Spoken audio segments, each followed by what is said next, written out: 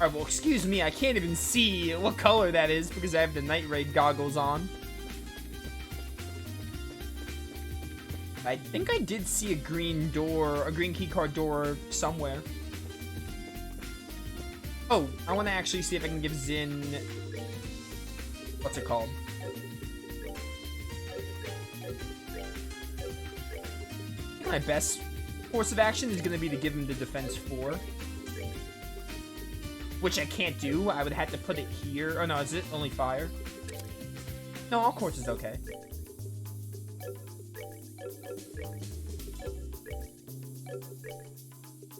Wait.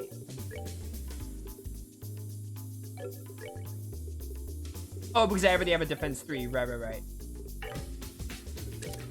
So remove that. That would need one of these. Yeah, because this one's not level 2, unfortunately. I guess I could, if I really want to, take Septium Vein out. No, Septium Vein's also a level 2.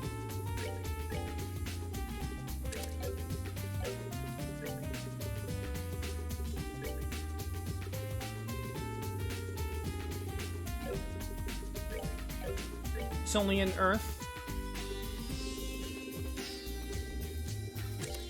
Yeah.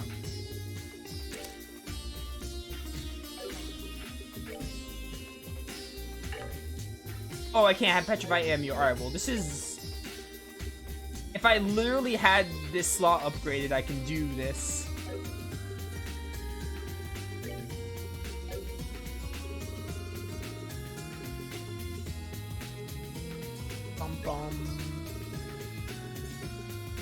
How do you not have an attack 3? I should fix that.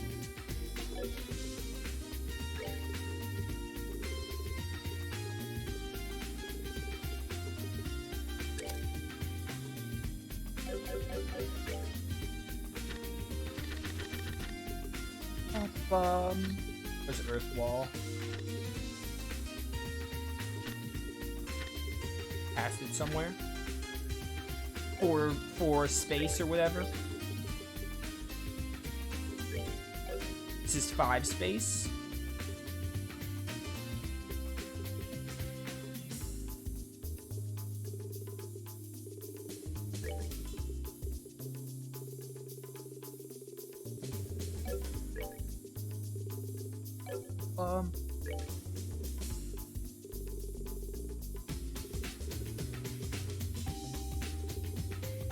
This theme is so... just puts me in the mood to, like, jam, you know? Alright, this will have to do for now. I literally can't do anything because the wrong slot with Zin is upgraded. This is green.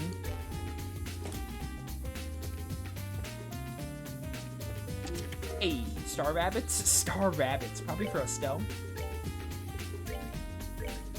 Or female specifically, but I will put it on Estelle.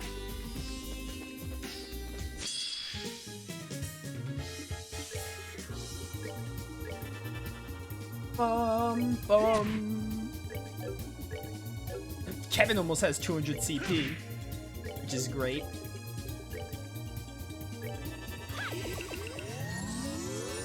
I have nothing against Ouroboros. I can't really say I love them. They're probably neat. I feel like Ouroboros, again, they're like a thing. They're like the antagonist for like the whole Trails universe, if you really think about it. So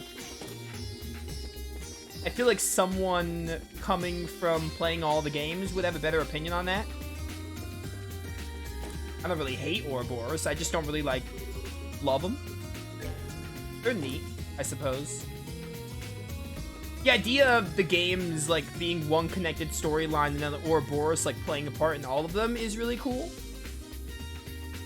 Is all I can say because I haven't played the other games. Well, the other games is in the Crossbow games and the last 2 Cold Steel games. What the?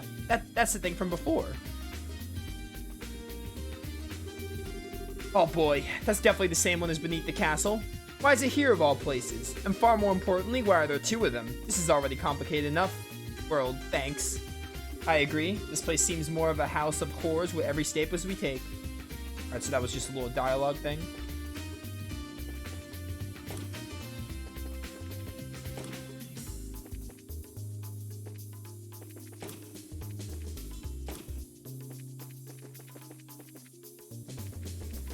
this was green. I'm just neutral. I'm neutral to saying Ouroboros is neat, probably. I don't like love them or like them. They're not terrible though. They are interesting. Interesting, I guess, is the word I can use.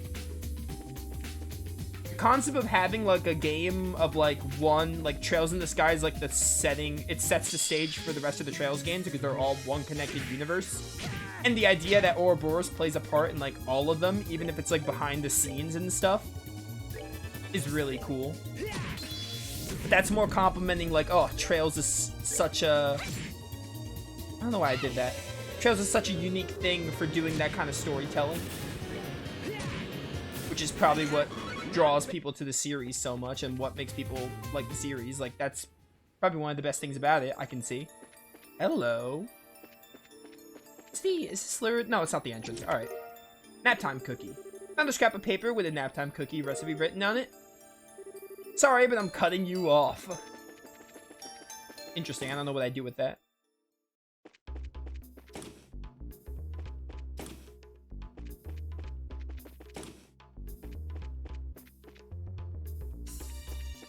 Oh yeah, you won't meet any of the enforcers in Cold Steel until the second one. Ouroboros is like not involved at all in Cold Steel. You might hear some vague indirect stuff that's like a Trails fan might be like, oh, this relates to Ouroboros. But they're not apparent at all.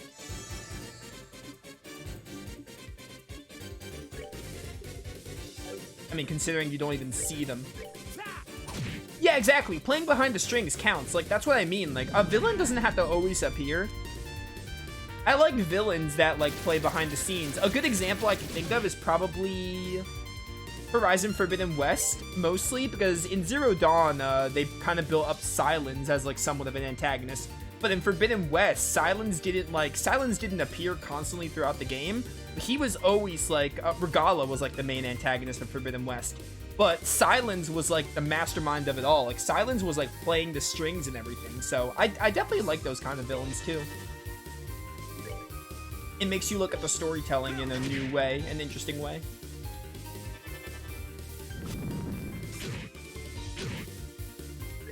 There are probably other examples, but that's the first one that comes to mind. Why am I attacking with Chloe? I don't know why I keep attacking with Chloe. I do autopilot and I just press attack with her. I mean, it doesn't matter because these Archaisms die really quickly.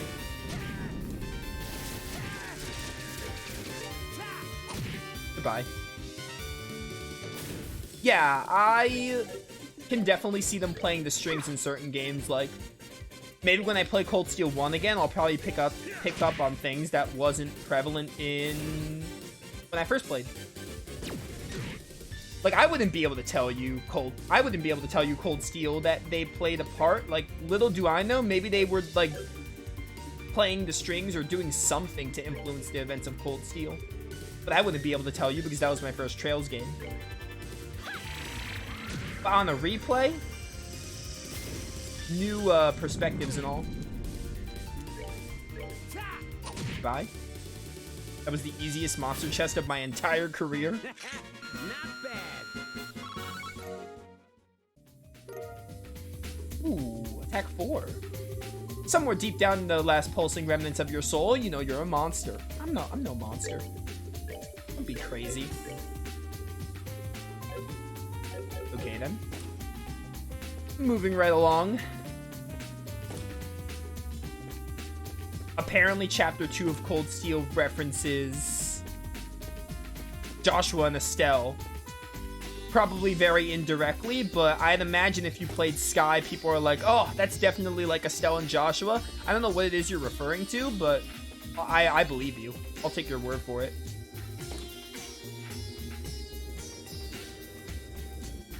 Wait, this is where... No, I have to be here because this is how I got here. We're going up, basically.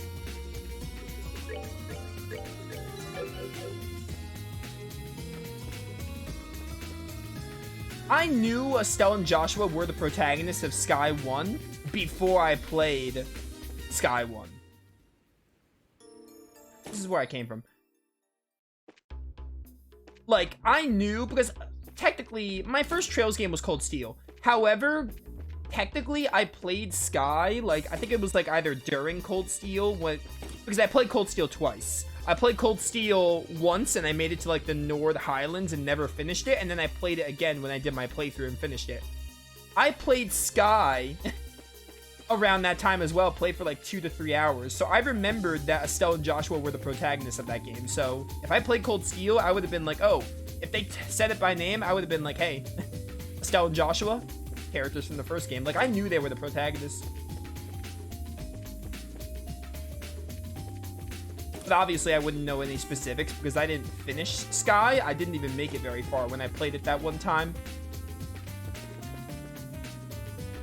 Hello. As you search empty chests inside, just in case you missed something last time, it gives you a splinter. A splinter.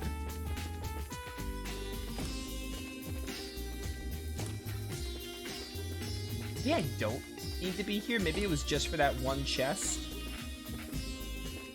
That green keycard area, or maybe the night vision area has like a door I missed.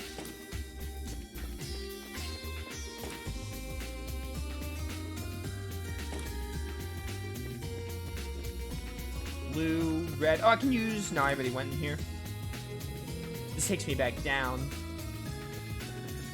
Although maybe there's another... There might be another green door somewhere. I missed this chest. Defense 4. Chest is empty, but if you keep opening and closing the lid, it looks like it's talking. Ha ha ha. Okay, all defense level 4s are 2 slots. Or slot level 2s, whatever we call them.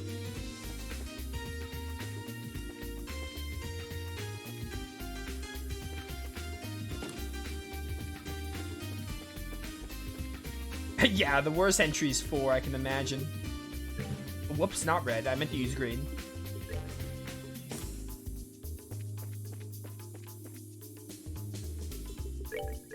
I hear 0 is like not a terrible entry, but it very much assumes that you you should play Sky first.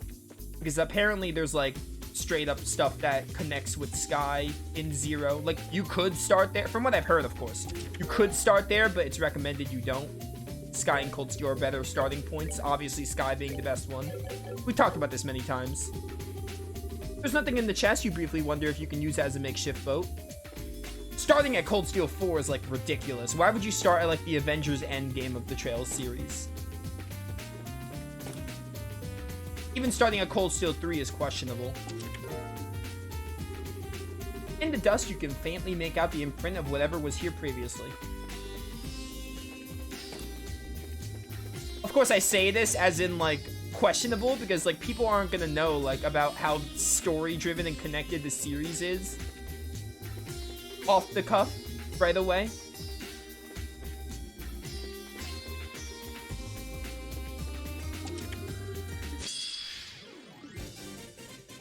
Ba-ba-ba-ba-ba-ba-bum.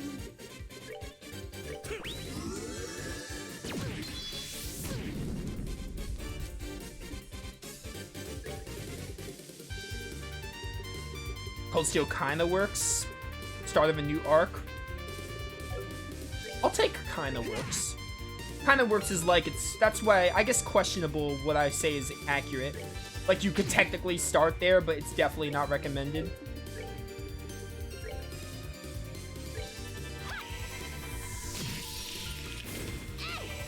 By the way, I am so lost.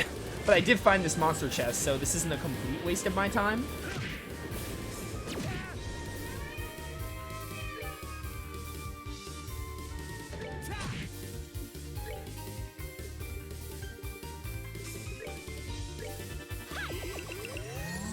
I mean, I played Cold Steel 1 before everything. Little did I know that Cold Steel 1 was, like, part of a series of games that are connected. So, it's very easy for someone to be like, oh, I can start here without consequences. Oh, whoops, I didn't mean to run. I did not mean to run. That was my bad.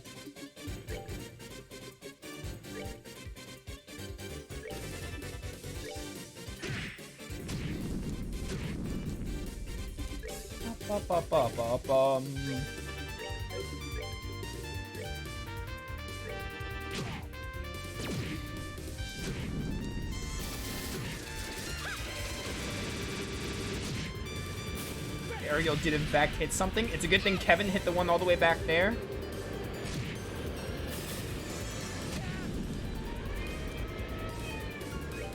Siren noise is awful. I hate it.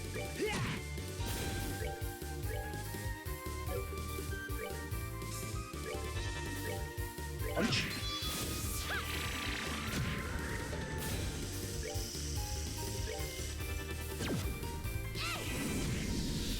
We're good to go.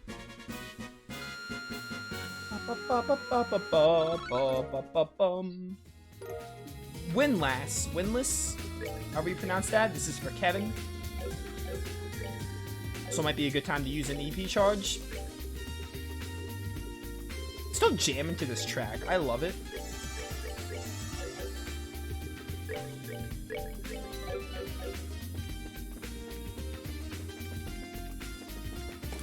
Alright, now to find where to go. I never opened this door, apparently.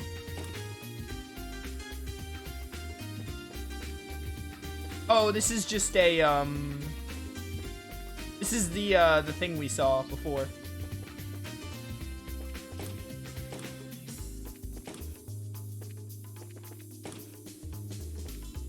Might as well use this.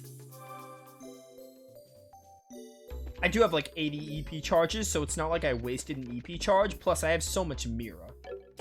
Doing the side quests in this game actually makes you get a lot of Mira just from doing all of them. It really shows because in Sky 1 I did not nearly as many, not even half.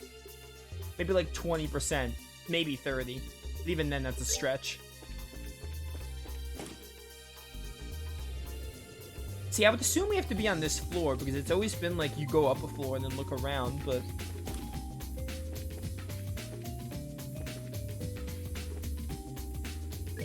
What level's Chloe at? How about I can save and see. 61, alright. I'm pretty sure I fought Shining Palms though with this group, so everyone else is over leveled. Especially because Estelle is getting very little XP as well as Kevin and Zin.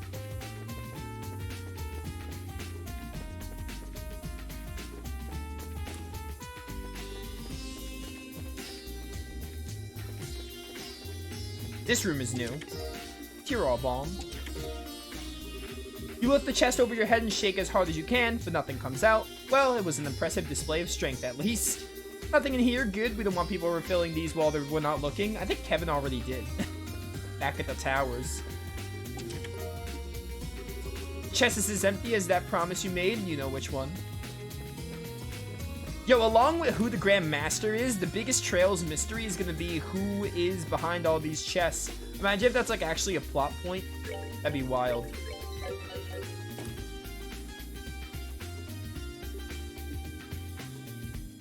Yo, what's up, Anelace? Gonna have to fight you, you know how it is. So they got Anelace too. We need to pin her down for a minute.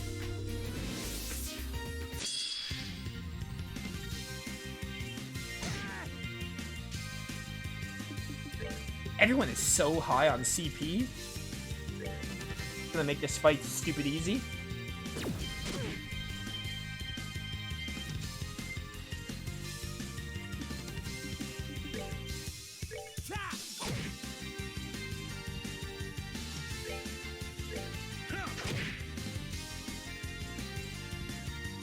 Ba-ba-bum.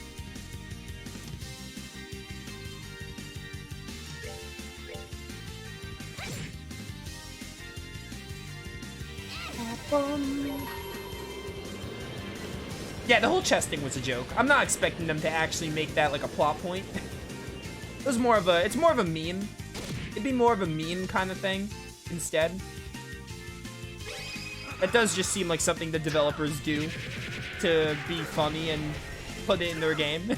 But I was kind of joking. I'm not actually expecting like, Trails in the Reverie, this is why the chests talk. I'm not actually expecting that. It'd be funny though. Yeah.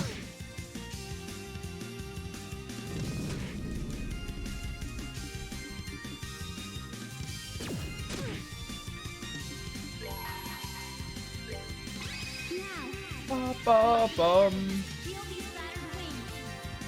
Bring it flash. Japan didn't get any of the chess messages? Really? Interesting. That is wild. Come on.